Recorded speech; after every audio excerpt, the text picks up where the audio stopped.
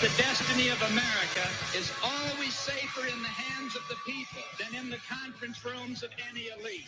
Seder. They are unanimous in their hate for me, and I welcome their hatred. We must guard against the acquisition of unwarranted influence, whether sought or unsought, by the military-industrial complex. The Majority Report with Sam Seder.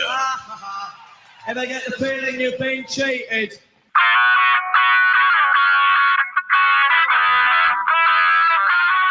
It is Tuesday, September 6th, 2002. My name is Sam Seder. This is the 5-time award Majority Report.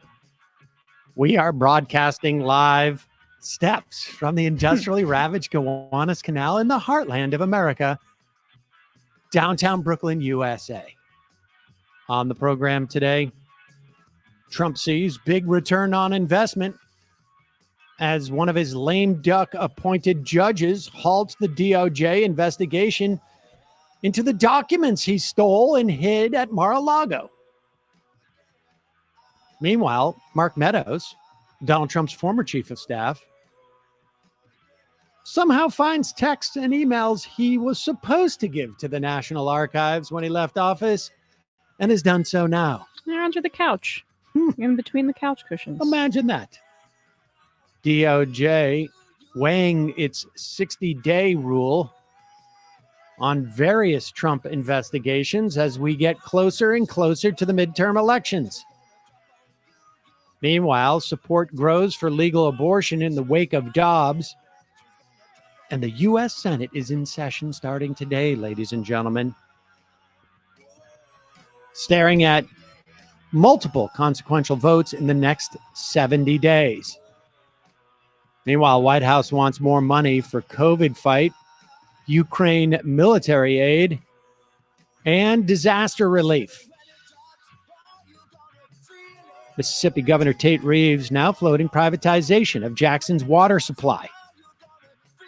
And with oil prices finally dropping, OPEC cuts back on production. Imagine that. Whoa. Liz Truss beats Rishi Sunak, becomes new prime minister over in England in a vote that I just don't understand how they do that. I just don't understand how they do it. You got 160,000 party members voting. They don't have more party members. I just don't get it. Speaking of votes, Chile votes down constitutional changes, defeating a pronounced left-wing vision for the country. We will be talking to a guest on that very topic tomorrow. Meanwhile, Israel admits its soldier killed the Palestinian-American journalist Shireen Abu Akleh. Akleh. Yep. All that and more on today's Majority Report. Welcome, ladies and gentlemen. Our first post-Labor Day show, the symbolic end of the summer. And, of course, to feels like it today. Celebrate, indeed. Matt is wearing a long-sleeved shirt. Whoa. I feel like you're jumping the gun a wait little. Wait a second. I didn't even introduce Emma. Hi, yeah, hi. Emma's here. Yeah. Okay. It's Newsday Tuesday, though. Newsday Tuesday. Emma wearing the classic post-Labor Day blue. Mm-hmm. I am wearing the classic post and pre-Labor Day blue that I wear. We're matching. Yeah. I have basically 3 colors in my clothing palette. Okay. Blue, white, and gray. Gray. Yeah. What if you what would happen if you wore like a red color? Some sort of I don't know. Oh. Never have. Never will. I have some green. I'll do like a forest green and maybe a maroon. It's hard to go wrong with the cool color palette, though. You gotta say, yeah. Basically where I'm at. All right, I'm glad we got that out of the way. We got a lot to talk about today, and it really is we are now in full-on pre-election mode here. That's going to implicate what votes are being taken in the Senate, which votes aren't. It is going to implicate a whole host of things, obviously in the House as well, but particularly in the Senate. It's also going to implicate what the DOJ does in its multiple investigations with Donald Trump, and it's going to implicate what Donald Trump does in the meantime. But first, as you know, Jackson, Mississippi, a city of 180,000 people, it's got 60% of its population. 80% black. 80%? Black. It's a very, prominently black city. And their water supply and mechanisms for maintaining it have been incredibly underfunded over the years. I mean, this is, when we talk about these states where they have low taxes, and it is really just a matter of time. And if it's not a matter of time, although it always is, it's also a specific matter of which part of their citizenry are going to pay to subsidize the low taxes for wealthy people. That's what it is. I mean, almost all of our politics is a function of who is profiting and who is actually paying for those profits in one form or another. That is all our politics. And more often than not, the dynamic is low income people, middle income people, society at large is essentially subsidizing the upward redistribution of money or the profit taking of corporations. And that's basically the story of American politics.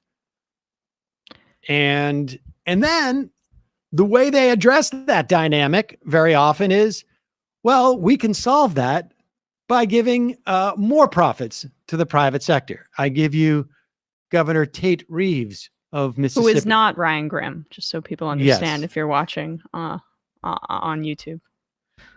Second question, if you would be supportive of any privatization efforts of the Jackson water system. You've talked about your concerns about the management from the city. I'm open to all options. Privatization is on the table. Having a commission that oversees failed water systems, as they have in many states, is on the table. So again, I'm open to ideas. I'm open to conversation. I'm open to discussion. I don't go into those conversations lightly. I mean, here's the deal. What is unclear in this is there is a difference between hiring an outside firm to manage your water system versus we're going to sell our water system to raise funds to build it up to a private entity that is going to have, some a degree of regulation on what they can do for pricing for the next 15 or 20 years. And then all of a sudden it's off the races. And that's what they did before, though, right? That latter option. The reason they're in this predicament is because they had a contract with Siemens in 2013. It was something like $90 billion. And they installed faulty water systems, essentially, and they checked out. There was no the meters, I think, were entirely off, and it created this system where it was for years before even this crisis. There was a shortage of water, E. coli outbreaks, people's water getting shut off and not working properly. So it's tone deaf at the very least to suggest privatization, given the system, what caused where they are today with this. I mean. And in terms of the contracts that they give out, like these corporations also know, well, maybe we can cut corners here a little bit. They got sued, Siemens, and they had to settle with the city because of how terribly they did with the water system there. When people ask me like what my problem with nuclear power is, it is basically that. Yeah. That like, am I really going to trust an entity, a private entity, to not cut corners and to not see corners as like, well, these corners don't even have to be sharp. They can be rounded. Believe me. And Yeah. I'm not in any way incentivized by the billions of dollars in profit to see that it's still safe to round these corners. And here's the other part about the independent commission. The fundamental problem is that you need a system that is as democratic as possible, because what we saw in Flint was a perfect example of a relentless refusal to respond to what the citizens were saying about their water. And it was a relentless refusal because they could afford to be, they were so insulated, because you remember it was taken over by a special manager, essentially, the city. There was no elected official that had a say in any of this. They were so insulated from the citizens of their city that they didn't have to listen. And that is why these type of arrangements are so problematic. But we'll see. I mean, I wonder what happens with, I guess it just provides short-term aid when Biden said, declared a state of emergency, a federal state of emergency there. But we need to have greater federal involvement in, I think, making sure that at the very least, cities have safe drinking water. Yeah. For their citizens. I think like this is a victory for states' rights, that this is the options that are on the table, and not saying like a federal disaster emergency. We're like a federal climate emergency and make this part of it. Water is absolutely going to be part of it. And like they say, that you want these decisions to be as democratic as possible. And part of that is you can't allow people to sort of escape democracy by moving to the suburbs into these gerrymandered districts and leaving all that, because that's what happened with this water system over time is white flight, basically. And you have to have you have to federalize all of this stuff, basically. Yep. Got a sponsor of today's program. As you know, more and more, they're scraping your data. They are assessing your life. They are making decisions based around this. And really, in many respects, we don't even know, we don't have the ability today to contemplate why we don't want them to have this data in the future. Does that follow? Like, we don't know. And they might not even know why they're going to want it in the future. Exactly. They can have it. You got big tech companies. They're masquerading privacy companies. They literally feed on your information. When it's free, you're the product. Well, to protect yourself against big tech's prying eyes, use ExpressVPN. Again, we know that them having the data right now could be problematic. We don't even know the possible problematic reasons in the future. When you use ExpressVPN app on your computer or on your phone or on your iPad or your whatever it is, you're hiding your unique IP address. ExpressVPN encrypts and reroutes 100% of your online activity. So your internet provider, your Wi-Fi admin, hackers, nobody can see it. And here's the thing about ExpressVPN that's great. It just takes one click. One click, you protect all your devices. And if you get an ExpressVPN subscription, it will cover up to 5 devices at the same time. So let's say your kid is 9 and using his iPad, and you don't know what that dude is up to. You can cover that one. Or your daughter, let's say, is 17 and you have some semblance of what she's up to, and none of it's good. And so you can protect her device as well. ExpressVPN is rated #1 by CNET, Wired, TechRadar, and countless others. Check it out. Get the VPN that I trust to protect my online privacy when big bad tech is at the door. ExpressVPN.com/majority. Visit that URL and you can get 3 extra months free on a 1-year package. That's ExpressVPN, ESSVPN.com/majority, expressvpn.com/majority to learn more. Check it out. Once again, just a reminder, it's your support that makes this show possible. When you become a member of the Majority Report, you not only get the free show free of commercials, you also get the fun half. And you allow the show to survive and thrive. And also, we got big news today. Oh, yeah. Right. Today is the day, ladies and gentlemen, for the sort of a soft launch. Yeah. Or, I mean, who knows? I mean, I prepared. Like, we have most of the things in place. It's just we're still working a little bit on the music. We have someone great working behind the scenes on some of the theme music that we're putting together, but I'm excited. By behind the scenes, you mean so tonight at 4:00 p.m. Eastern. Tonight, yes. This evening, when ESVN launches. Yeah. The Emma Sports Vigland Network. Sports is my middle name. You have people working behind the scenes, so you will not actually be working on a theme song. No, I will not be on the show. No, I will not. What are you going to do? Are you going to take calls?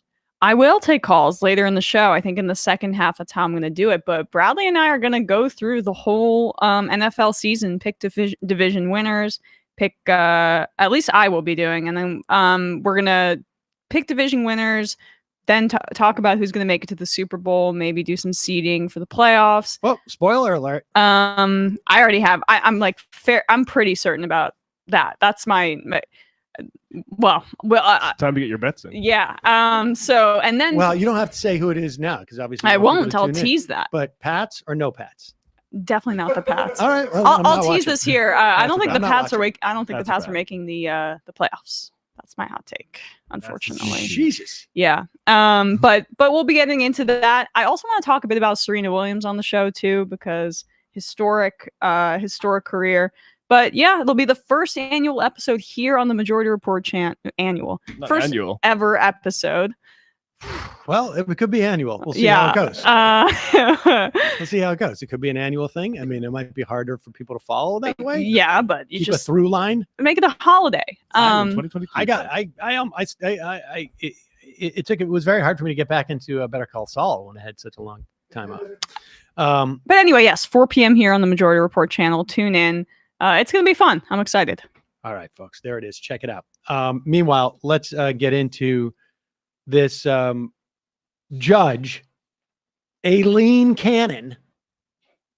She is the judge at the Federal District Court of the Southern District of Florida. She was appointed to the court. Again, judges are important, ladies and gentlemen. She was appointed to the federal judiciary in the lame duck session after Donald Trump lost the election. It's not unprecedented. It's happened in the past. I think Stephen Breyer was actually appointed to the judiciary for the first time in a lame duck session during Carter's when Carter was leaving. But nevertheless, your favorite. Yeah, exactly. Trump was pretty specific on the judges he was appointing, that they all be extremely right-wing and very often loyal to him. This was not a judge who had a extensive legal career prior to being appointed. But be that as it may. She's a millennial, right? Born in the 80s? Yeah, I think so. And she has decided that a special master will be appointed. This is going to sound a little convoluted because her reasoning is absolutely bizarre. It's Trump's reasoning. It's Trump's reason, but it really is. It really is bizarre. A special master. Understand, there is not a single document that Donald Trump that is in contention here that Donald Trump is the owner of. Yeah. These are all government documents that are not supposed to leave the government, When he is no longer president, they belong in the National Archives. Period. End of story. There is no other story here. The National Archives, the DOJ, they're all part of the executive branch. So there's a sort of temporal break here. Yeah. And a spatial break here in her ruling. So I wanted just to lay out those specific things. There were documents that were taken. The warrant called for anything in these boxes, because they knew they were in boxes, the documents, must be taken. And then what happens is a filtering team, which has nothing to do with the investigation, and this is standard practice, goes through and makes sure that all the documents that they keep comport with the warrant. And anything that doesn't is immediately given back to the subject of the warrant. And that's what happened. So passports, stuff about his like COVID and whatever. And that frame Time magazine photo that Charlie Kirk said was a special message from the deep state. All back to its rightful owner. Documents regarding how much he weighs, stuff like that, all sent back to Trump. So that serves as what the special master is supposed. That is what this function is. No. Because there's this other theory. I mean, ostensibly, that's what it would be. I'm speaking as a rational person. Right. But here's the thing. The special master is supposed to, like, in some instances, determine which documents belong to whom. But these are all government documents. We already know. Yeah, and can I just make one other point? It's also often used, special masters, when you're going into like law offices where like 99% of the documents aren't related to the actual person. This isn't a law office, it's Mar-a-Lago. So that's another reason why it doesn't make sense. Yes. But even if you didn't trust the FBI filtering team, which she clearly doesn't, since they've looked at everything already, you could allow the special master to work through the 11,000 documents and the DOJ to continue their investigation, but she's not allowing that. Then on top of all that, which is wackadoodle and arguably unprecedented, I don't know. She is having the special master determine whether they are subject to executive privilege. But here is the part that is both a temporal, but particularly a break here, and spatial one. Donald Trump is not the executive anymore. He is no longer president. There is no post-executive privilege. Nixon tried to assert that, and they laughed at him. There is no post-executive privilege. Barack Obama can't step in and go, hey, wait a second. I'm exerting executive privilege over his executive privilege. It's not happening. And then Bush, and then Clinton, Exactly. And then he can be the final say. There we go. There you go. The oldest president, Carter, right, is still alive. Carter will come in and do so. That's the biggest sort of like, this is ridiculous. The executive is Joe Biden. Joe Biden has the ability to say executive privilege on those documents. But here's the other part. Executive privilege is to prevent other entities in the government outside of the executive branch from looking at them, specifically Congress.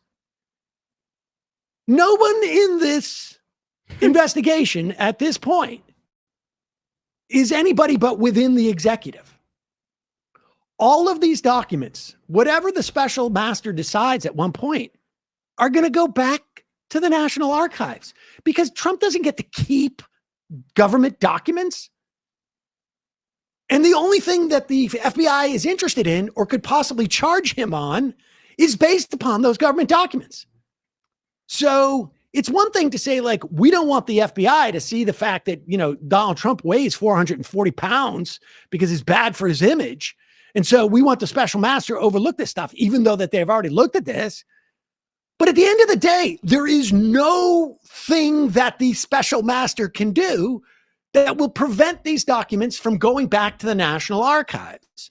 And then the DOJ, because it's also part of the executive branch, can say to the National Archives, we'd like to see those documents back now. So there is no executive privilege to be asserted. There is no implications to the assertion of executive privilege.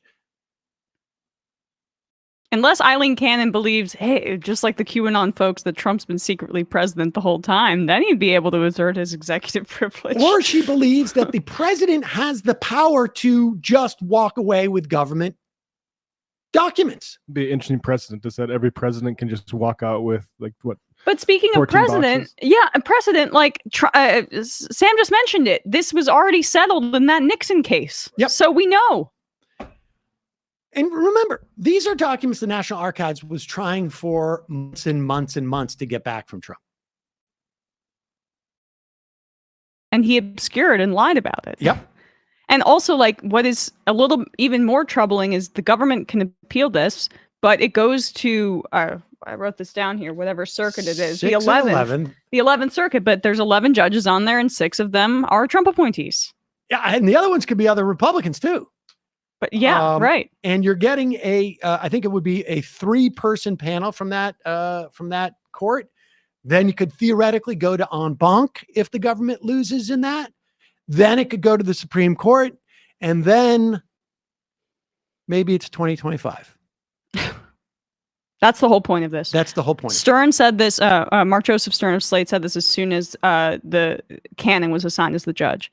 The whole point of this is to slow walk this, to bog this down, so that they're unable to essentially formally announce any charges prior to the midterm elections, which it seemed like they were going to wait anyway, right? Or I forget exactly what they were going to do. But either way, it helps. It's a stalling tactic. So you could just like bog it down in bureaucracy. There is a theory that I think Marcy Wheeler has talked about where the DOJ could go to a different court. That would be the DC Circuit Court, and attempt to get these documents via the National Archives Act or some act associated with the National Archives, where the DOJ wouldn't be seeking access for their investigation. Rather, the National Archives would be like, we want our documents back now, please. And they would go to the National Archives, and then the DOJ would get them, which might speed up the process in some fashion or another. But that's where we're at.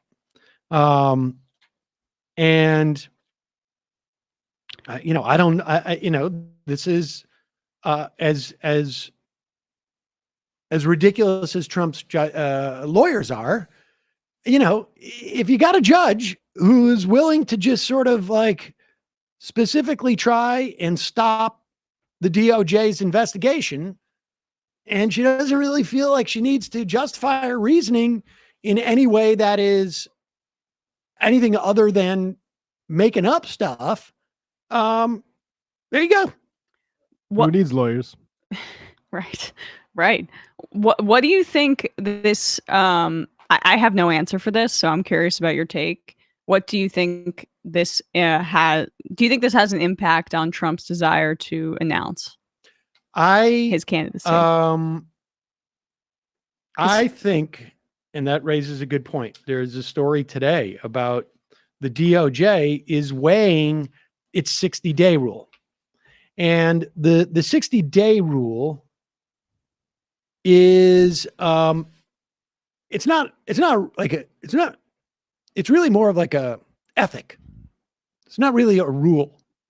And that internal rule for the DOJ is that 60 days out from an election, we generally draw down on an investigation and sort of like put it on hold unless there's something that is extremely urgent that needs to be done. within those 60 days. And Cannon's decision here makes it much more difficult to accelerate the investigation. Well, you can't do anything with but it grinds it to a halt, and it's not going to just be for 60 days. It's going to be for an extended period of time. Remember, this is not the only investigation that the DOJ has of Trump. They also have the January 6th investigation, which is in many respects far more, at least as far as insofar as what we know, far more, I think important. If it turns out that Trump was like selling shit to, I don't know, North Korea or China or the Saudis, or giving it for, like a hotel. I don't know. Like, I just always wanted to open a hotel here. I'd like to be the first American hotelier to open in North Korea. I don't know. It's did I just drop something? Oh, what's that piece of paper? Oh, okay. I mean, we don't know. We do know there's only like 48 folders that said top secret that are just empty. Those are empty when I got them. I thought it was weird too. Here's the deal. That's why I took them. Here's the deal. What I like to do for friends and family, when I give them a card, I like to put it in a folder that says top secret. It's cute. Yeah. I was present. It's cute. It's kitschy. I love the kitsch. So they are, the DOJ is doing this investigation. This doesn't, implicate the Georgia investigation at all, because this is a federal, this is just the DOJ. And again, it's not a law. It's just a rule that they have for themselves to make sure that they're above reproach. They also are having to work out, like, does investigating Trump fall within the purview of this rule, because he's not on the ballot. In fact, he's not a Republican official really at all, but they also know that he is closely associated with it. And it is, I'll just read from this New York Times. The department manual prohibits deliberately selecting the timing of any official action, quote, for the purpose of affecting any election or to intentionally help or hurt a particular candidate or party. It is vaguer about steps that do not have that motive, but still raise that perception. In such a case, it says officials should consult the department's public integrity section. And so, like, this is a gray area. And I don't know. You read these things and you wonder, is this trying to, like, why is this piece coming out now?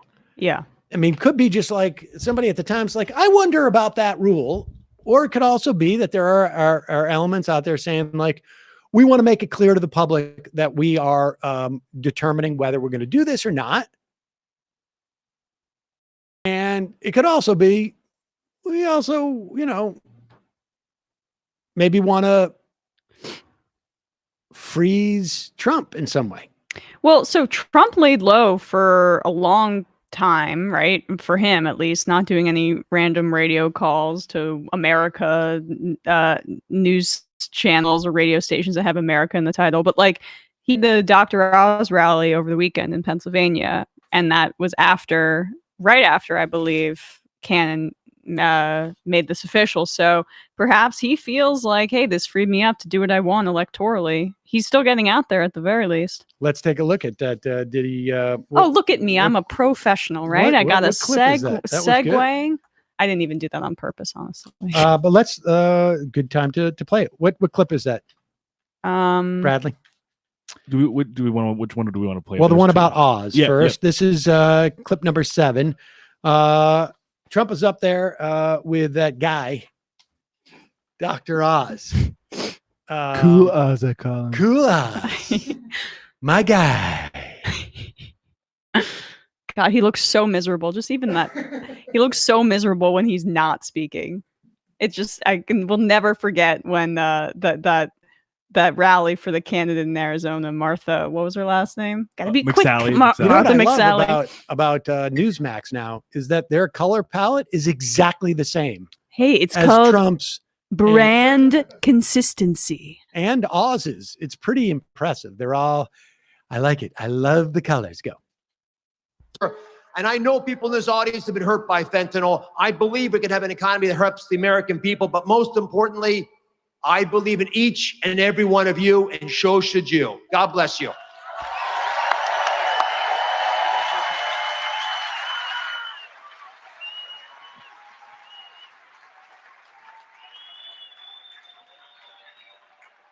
So we have a great record of endorsement, all of us together. It's very close to 99%, and I endorse that guy, and I'm telling you, that guy. I will always tell you this. I'll tell you the truth, and he is going to be a phenomenal representative for Pennsylvania. Nope. You got to vote him in. You got to vote him in. Not Great that. guy. And Lisa, thank you very much. Thank you very much for what you have to put up with, Lisa. That's the endorsement. There it is. Great That guy for That guy. representative. He mentioned representative. he notably mentioned Oz's wife by her first name, but referred to him as that guy. Well, she's hot. I gotta remember. Yeah. This guy, whatever his name is, screws up my 99%, which actually isn't accurate anyway. Exactly. 99%. Well, the way I calculate that is I first remove all the people who lost that I endorsed. It's a weighted average. And then I just, it really is 100%, but I don't want to seem like I'm bragging. Well, if you don't test for the losing ballots, then nobody has the loss. That's right. Can't be 100% about anything. Exactly. So it's really 100%, but I say 99 because that's the type of guy I am. He also at that same what was the other clip he had of him? Where was that? I don't see. Number 6? Oh, sorry. Talking about Howard so here Schultz. he is. He's Donald Trump is at that rally, and we should just drop this in. There are multiple ways in which you can push the lie that he did not lose the last election. And in fact, like a huge percentage of Republicans that are on the ballot, I don't know, in the midterms, are election deniers. 50% or something to that effect. He is going to run on this until, if he runs for president, till 2024. We're just going to hear more and more of this. I'm owed this. It's a great campaign strategy, by the way. I deserve what I don't have. It belongs to me. We all got stolen. The election was stolen from all of us. But here he is. And I don't think this line really works in the way that he thinks it does. But the populist Donald Trump talking about why this other billionaire, doesn't want mail-in ballots for union elections. But the greatest thing happened over the last few days. Starbucks. Remember Schultz? This guy Schultz, the one with the extremely thin legs. I think maybe Dr. Oz would have said he's either really good or very, very, very thin. But he was doing a debate. He was sitting down. I thought his legs, I didn't think he'd be able to stand up. But Schultz, But pause he's the head of it. wait, what is he talking about? Did he ever have a debate with him? No. He's just saying apparently his legs are really But skinny. where would he have Like seen, a lady. Where would he have seen Schultz's bare legs? I don't know. Does Schultz wear shorts? I don't know. Yeah, because we were all on the covering Schultz's primary attempts, but I don't remember the skinny legs. Well, he didn't even run in the primary, right? He was going to run a third-party candidacy. Oh, was that it? Yes, you're, I think, failing to imagine Risk the imagination. To risk the imagination of a new kind of I can't remember what And I just Googled Howard Schultz legs and nothing's coming up. Like there was no viral photo of his legs. All right, go back. So I'm sorry about that interruption, ladies and gentlemen. Here we go. He's trying to do his Biden. I got hairy legs. Or it could be he's practicing out like, I'm going through some different insults, seeing what sticks. And do people thin legs? Anybody? Is that funny? It's just his way of saying that he's like a beta, basically, right? Right, of course. He's beta. I got big fat legs, drippy fat legs. You can see me playing golf. He's got nothing on But the Sam greatest Seder's thing happened- calves. But the greatest thing happened over the last few days. Starbucks. Remember Schultz? This guy Schultz, the one with the extremely thin legs. I think maybe Dr. Oz would have said he's either really good or very, very, very thin. Okay. But he was doing a debate. He was sitting down. I thought his legs. I didn't think he'd be able to stand up. But Schultz, he's the head of it.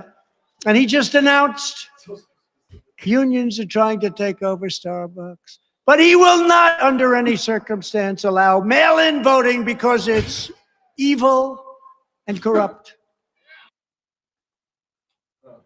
Can we keep going on that? So understand, he's trying to demonize. This is like putting a hat on a hat. That's the problem here. Okay. He's trying to demonize. It's unclear. Like he's disparaging Schultz. Right. Chicken leg Schultz. But then he's using chicken leg Schultz as an example as to why mail-in balloting is wrong. So this guy who I am denigrating said something I agree with. So we should all agree with that. Yeah. Even though he's saying it's being unionized because of the ballots. And so mail-in balloting is evil. And I agree with that, even though he has thin legs. Yeah, the secret reality is you both hate it because it furthers democracy. Exactly. Exactly. He just can't necessarily like make that connection, so he shoehorns it in. But this is just one of the best examples of his stream of consciousness talking. Like he has no idea where he's going when he starts. Do you think pointing. anybody in that audience hasn't? They just like his energy. Like they just like the vibes he gives But off. they barely reacted to the skinny legs thing. And I like Trump only sees things through people who are for and against me, and everyone who against me must be the same side. But no, you're on the side of that guy actually, just because he calls you a bore. Also, no one remembers Howard Schultz except for, I mean, if we're in this, right? So we of course know Howard Schultz, but nobody's thinking about Howard Schultz at that rally. I would willing to venture a guess. And I don't know how many people are at that rally. Do we know what the numbers were? Several thousand, I would assume. I would be willing to bet that 99% of them have no idea who Howard Schultz is. B, no idea what they're supposed to take from that. But I don't know. He seems a little rusty, maybe. The only people who know who Howard Schultz is right now are people who support the workers unionizing. Absolutely. And that's why you can't have mail-in ballots, because they unionize at Starbucks. I wonder if there's some like elite capitalist like denigration of Howard Schultz, like he's not having a firm enough hand or something like that. Skinny legs. Exactly. Sometimes too. I don't know if he's strong enough to. Skinny legs is letting his people unionize. Not good. Not running a tight ship. Not good. But again, this is why when you say he's a little rusty, like this is why it's just baffling how he can't get off the election. Him talking about chicken legs was a way for him to just talk about mail-in ballots being fraudulent. Like he returns to the same kind of loop, right? It's like, all right, calm down, Grandpa. This is not going to galvanize anybody. No, it's strange, but I mean, except for the hardcore guys. I wonder if he was just sort of like just so jubilant at having that court case go the way that he was hoping it would, that he's like, I'm going out there and I'm just going to say whatever comes to my mind in any order whatsoever. I'm pretty sure that's just how he operates in Skinny general. legs, bad on stopping unions. That's the two things I remember about that guy. Skinny legs, bad on unions. All right, I want to jump into this before we go into the fun half. Senate is back in session, and there are a couple of things at play right now. There are a couple of key votes that have to happen that are, and frankly, I don't know where I stand on this. let's just start, though, with government funding. There is a government shutdown that is looming October 1st. The big issue in terms of the government funding, in addition to the extra, 45 billion that the White House is asking for, and that number, it's 47 billion, 22.5 for covering COVID-19 expenses that never made it into that Build Back Better bill or the infrastructure bill. Remember, this is going to be passed via reconciliation. This is a must-pass thing, I guess, to avoid government shutdown. There's going to be $4.5 billion to fight monkeypox. Almost $12 billion for Ukraine aid, including 7.2 for replenishment of U.S. weapons, and then 4.5 in direct budget support to the Ukrainian government, which I imagine also is going to go towards buying weapons. At one point, maybe we shouldn't be spending billions upon billions of dollars on weapons. That said, Russia now apparently is buying its weapons from North Korea. I mean, this is basically turning into a war of attrition that, we and the Europeans are funding. Hillary basically got what she wanted. Yep. This came up months ago. I mean, it must have been in January. In those early days, we did a clip of Hillary Clinton talking about, and I don't remember what it was, but she was basically saying, she was analogizing the Russian invasion of Ukraine with the Russian invasion of Afghanistan. And it is widely believed and maybe accepted that Afghanistan really put the final nail in the coffin of the Soviet Union, that it drained its resources so greatly that it started the beginning of the end of the Soviet Union. And she said, I can't remember how she phrased it, so I just want to make it clear. This is a paraphrase. She was hoping or thought or imagined that this could be the same thing for essentially Russia as a great or mid-level power, that it would break Russia. Or break Putin, I think she was trying to say, essentially, right? And it's just, that is a way to, what she's saying there is this could be a proxy battle between the United States and Russia, and we can draw this out for a long period of time as a way to weaken Putin. Yep. And the example that she gives with Afghanistan didn't turn out so well for either party in terms of who we funded and who rose to prominence because of our involvement in Afghanistan as a way to weaken Russia or Right. the USSR. Right. I mean, the flip side of that is also, it's clear, we trained the Taliban. Yeah. As part of an alliance with the Northern Alliance to fight the Russians and Russian occupation. And I think personally, my sense is Biden was pretty reluctant to get this heavily involved, but I think Putin was so aggressive, and it looked like they were going to take the entire country. And remember, they started off by trying to surround Kyiv, and they just couldn't pull it off. That it drew the United States in. And certainly, there were obviously elements in this government. I mean, Hillary Clinton, representative of one, not in the government, but I'm sure representative of a lot of views that wanted to have this conflict. I suspect that Biden was not necessarily one of them, but got essentially overruled by the mass of the sort of conventional wisdom in the State Department. And I'm sure on some level he was convinced too at one point. And Putin was incredibly aggressive. conceivable that he could have gotten in and just basically locked up and the Donbass, which ended up being sort of like his sort of retreating position, and now we're on to his third retreat position, and we'll see. But that's where we're at.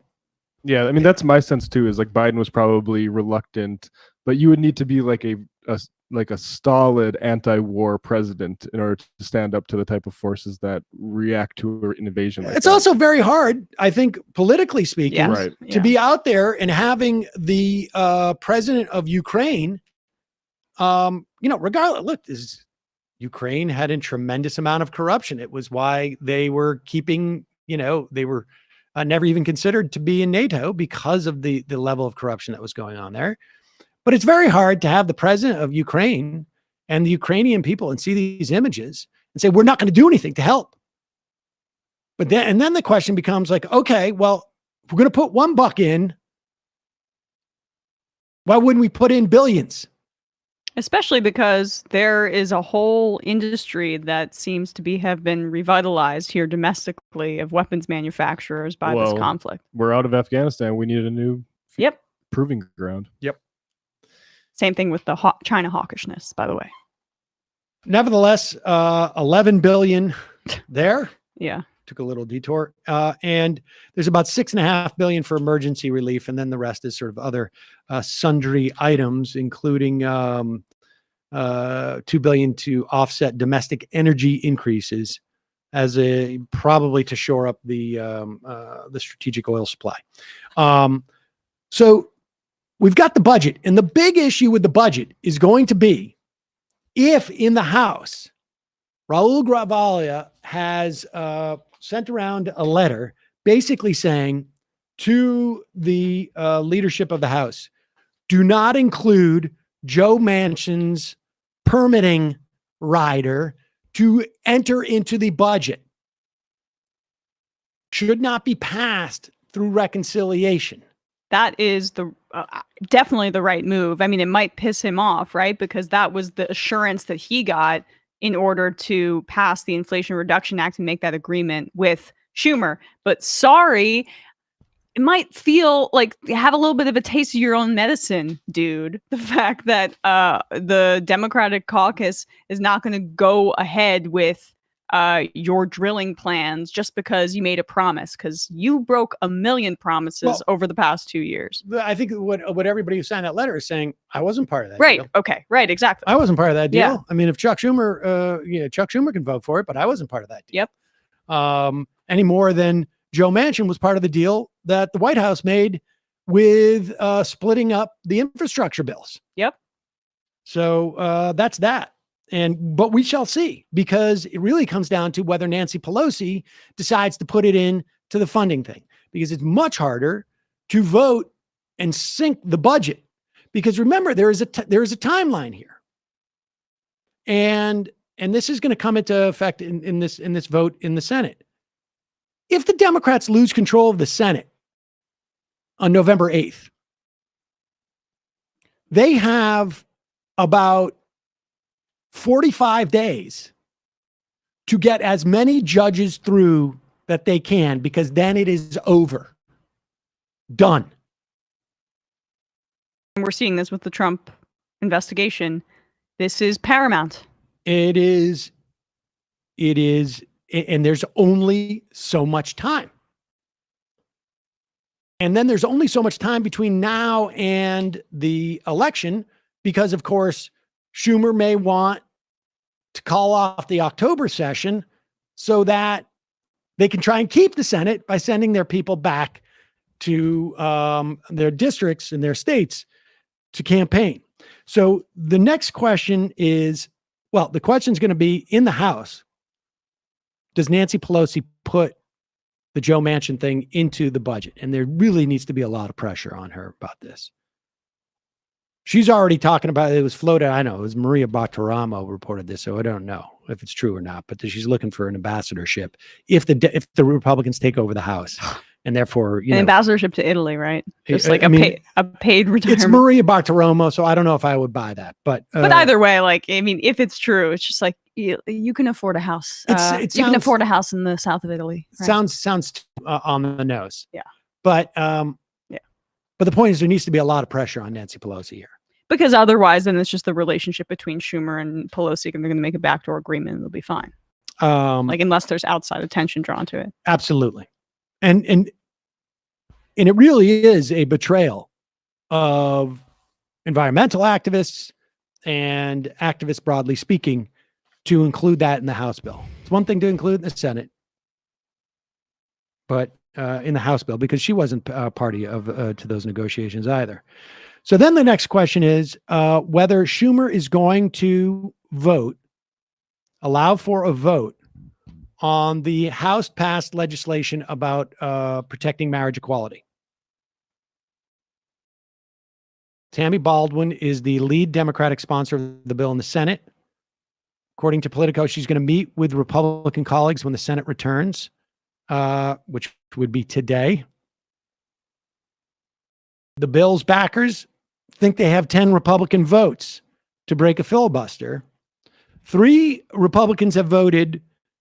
Remember, this can't be done in reconciliation. 3 Republicans said they'll vote for it. Collins, Rob Portman of Ohio, who I believe his son is married to a man. That's when he had his big revelation. Tom Tillis of North Carolina. Lisa Murkowski. Tillis sees the writing on the wall, and Lisa Murkowski has spoken positively of it. Ron Johnson said that he would vote for it, and then he found out that he was a Republican senator up for re-election in Wisconsin, and has sort of like said, but there needs to be, some religious freedom first. But here's the issue. Schumer could force the vote before the election, and it would put Ron Johnson in particular in some very, very precarious positions. His is the most likely flip if the Democrats are to flip a seat. He is behind in the polls, though it's tough to measure. And this would alienate a significant chunk of his base. And that's why I think you bring it up for a vote now. I understand. Well, then that's one argument. The other side of it is that there is a fear that if you bring it up before the election, you lose Johnson. You may lose a couple other Republican senators who would want to give cover for Johnson. So that he's not they don't lose by 9, by 1 vote. In other words, they need 10 Republicans. You do, and so, and then you beat them over the head with that electorally. But you may not have another bite at this apple if you lose the Senate, and you're going to want to do judge 24/7 going forward. But doing this makes it less likely to lose the Senate, because then you have stuff to run on. It is a tough bet, because then you're opening up marriage equality to being attacked, by the Supreme Court, which they already said they're going to do that. I mean, for me though, I just don't like playing prevent defense. You make these Republicans hold these votes. If you pass it, the Supreme Court can't do anything about it. It's a statute. Yeah. They can still say it's not there's no constitutional right to it, but it's now a federal statute. So I don't know. But if you kind of wait on this and you don't use it for your electoral advantage, you're not using all the arrows in your quiver electorally to maintain the Senate in the fall. And so then you have your use of arrow and quiver is swaying you. Is swaying me a little bit, but and then you can have a second bite at the apple if you have the House. Right. Well, I was just saying that to get you on board even more so. The other Democrats wanted a cap on insulin prices in the legislation they passed in August, and but that got cut out because of Joe Manchin. He wants to make that a bipartisan deal. Susan Collins has a bill with Senator Jean Shaheen, and they will see if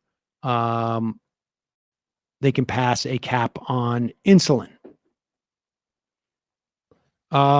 Which they had 7 votes for before, if I'm not mistaken, from the Republican side. Yes, they may be able to get that because, like, honestly, like who like they can't find 10 Republicans who want to be able to take credit for capping insulin at $35. I mean, give me a break.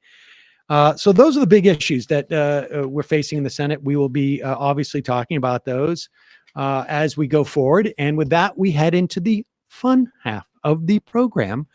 And I remind you that today is the debut and maybe the last one for the year for a year, according to Emma, of I misspoke. EVSN At ESVN. ESVN. The Emma Sports Vigilant Network. The Emma Sports. Sports is my middle name. I think it's just stupid enough. You might have that to it legally works. do that. Yeah. In case someone's lawyers come knocking. Oh, don't give them any ideas. That works- I mean, for that works now, hyphenated also. for now, it's the ESVN. Yeah, Well, right. People could tune in and see the show and think like, am I watching ESPN? Did she say ESVN? That's the idea.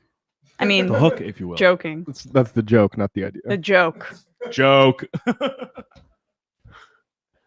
I mean, if you get if they come after you before they come after Alex Perrine, it's just sexism. See, that's honestly the argument I gave to my sister, who said something about this to me last night. I mean, come on. You got to throw Perrine under the bus, Right. If ESPN comes after you, He's my Would you human say, shield. what about Alex Perrine? Excuse us, Alex Perrine, That guy, AP. Do you even hello? watch Casual Friday? Um, But anyway, tune in 4 p.m. On this channel, and yeah, well, it's gonna be fun. and then it'll be posted on the I'm gonna, YouTube. yeah, it'll be posted on your YouTube, right? Yeah, on the majority report. Right. But I'll put little clips up on that channel that I have on Right. the side. But for now, we're putting it on the Majority Report channel, and also podcast if you want to listen to it. Yes, it'll be available as a podcast, but on a separate feed. So go and you can sign up for it now. Can we? It's on. We have our Libsyn account, but we just haven't posted anything yet. So Yeah, But yeah. Is it on Apple iTunes or anything like that? It's going to be. Okay. Once we release. the Okay, first that's why episode. I meant to say maybe do a like a 3-minute intro and then put that up so that people can subscribe. Mm. What's happening on the Matt Leckie Media universe? Yeah, for patrons this weekend, we had Dr. Eric Osgood to talk about COVID stuff, new vaccines, the impact of the pandemic, and some of the different like quackeries and applying science to those things. And tonight we have Charles Starr on. He's a legal expert at UGarls. You might recognize him from Twitter and Deadspin, but we're talking about Trump's legal problems tonight. Patreon.com/leftreckoning. All right, folks. Don't forget, justcoffee.coop, fair trade coffee, tea, or chocolate. Use the coupon code majority, get 10% off. See you in the fun half, 646-257-3920. 3 months from now, 6 months from now, 9 months from now, and I don't think it's going to be the same as it looks like in 6 months from now, and I don't know if it's necessarily going to be better 6 months from now than it is 3 months from now. But I think around 18 months out, we're going to look back and go like, wow. What? What is that going on? It's nuts. Wait a second. Hold on for a second. Emma, welcome to the program. Hey. Matt. What is up, everyone? Nomi Key. You did it. Let's go, Brandon. Let's go, Brandon. Bradley, you want to say hello? Sorry to disappoint everyone. I'm just a random guy. It's all the boys today. Fundamentally false. No, I'm sorry. Women's. Stop talking for a second. Now let me finish. Where is this coming from, dude? But dude, you want to smoke this 7A? Yes. Hi, me? This me? Yes. Is this me? Is it me? It is you. Is this me? Hello, is this me? I think it is you. Who is you? No sound. Every single freaking day. What's on your mind? Sports. We can discuss free markets and we can discuss capitalism. I'm gonna go start watching. Libertarians. They're so stupid though. Common sense says, of course. Gobbledygook. We fucking nailed him. So what's 79 plus 21? Challenge met. I'm positively quivering. I believe 96, I want to say. 857-210-35-501. 1/2. 3/8. 9/11, for instance. $3,400, $1,900. 5, 4, $3 trillion sold. It's a zero-sum game. Actually, you're making me think less of it. But let me say this. Poop. Call it satire. Sam goes, it's satire. On top of it all, my favorite part about you is just like every day, all day, like everything you do. Without a doubt. Hey, buddy, we see you. All right, folks. It's just the weak being weeded out, obviously. Yeah, sun's out, guns out. I don't know. But you should know. People just don't like to entertain ideas anymore. I have a question. Who cares? Our chat is enabled, folks. I love it. I do love that. Look, gotta jump. Gotta be quick. I gotta jump. I'm losing it, bro. 2 o'clock. We're already late, and the guy's being a dick. So screw him. Sent to a gulag? Outrageous.